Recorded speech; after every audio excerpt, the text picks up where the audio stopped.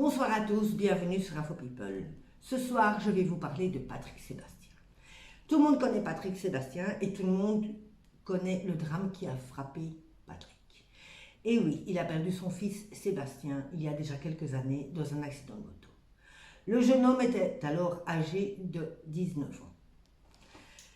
Patrick aurait toutes les raisons de s'en vouloir. C'est lui qui avait offert la moto à son fils. Son fils allait avoir 20 ans. Il allait fêter son anniversaire quelques jours après. Patrick lui a alors demandé, en tant que bon papa, « Qu'est-ce que tu veux pour ton anniversaire ?» Sébastien lui avait répondu « Une moto ». Patrick, connaissant son fils, il avait la tête sur les épaules, il était prudent, il ne roulait pas vite, lui a offert sa moto.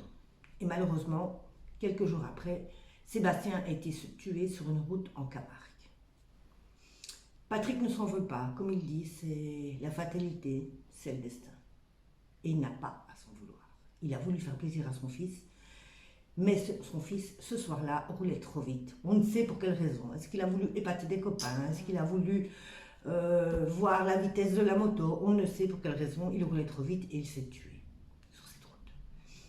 Patrick, le soir même, donnait un spectacle, justement, à quelques mètres. La salle était à quelques mètres de cette route où s'était tué son fils. Malgré tout, il est monté sur scène, il a donné son spectacle. Comme il l'a dit, c'est une question de survie pour lui. Il voulait être avec son public, il voulait tenir bon et l'amour de son public l'a aidé ce soir-là. Il a aidé encore beaucoup d'autres soirs. Comme il dit la perte de mon fils, j'y pense tous les jours.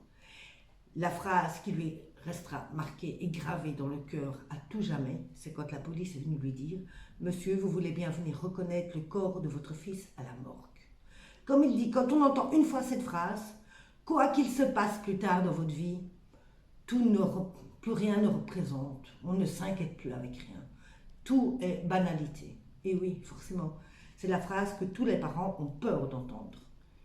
Lui, il a surmonté ce drame avec énormément de douleur, mais toujours dans la dignité. Comme il dit, je n'ai jamais voulu qu'on me plaigne, qu'on vienne me dire « Oh, pauvre, pauvre ».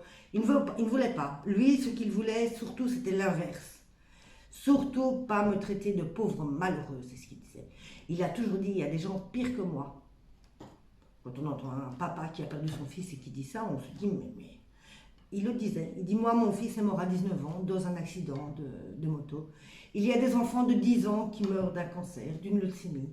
Il dit, je ne suis pas à plaindre. Patrick n'a jamais voulu être plaint. Comme il dit, c'est une question de survie.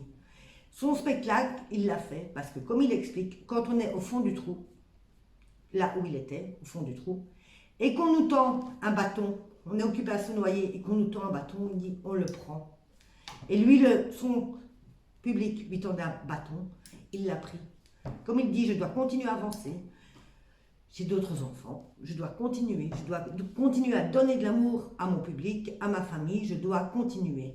Et il continue, il aura continué pendant de nombreuses années.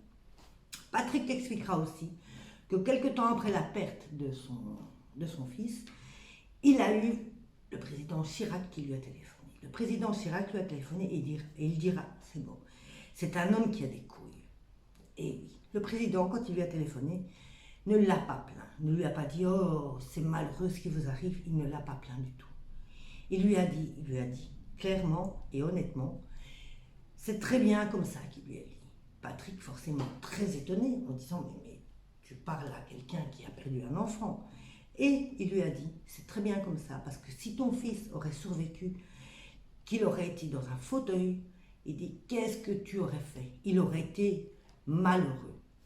Et là, Patrick a dit, c'est exactement les mots que je devais entendre au moment où je devais les entendre. Ce type a un culot dingue et ce type a sorti la phrase qu'il fallait au moment où il fallait.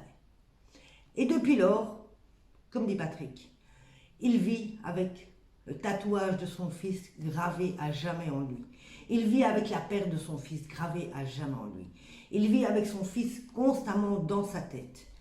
Mais surtout, il va et il ira encore de nombreuses années en avant.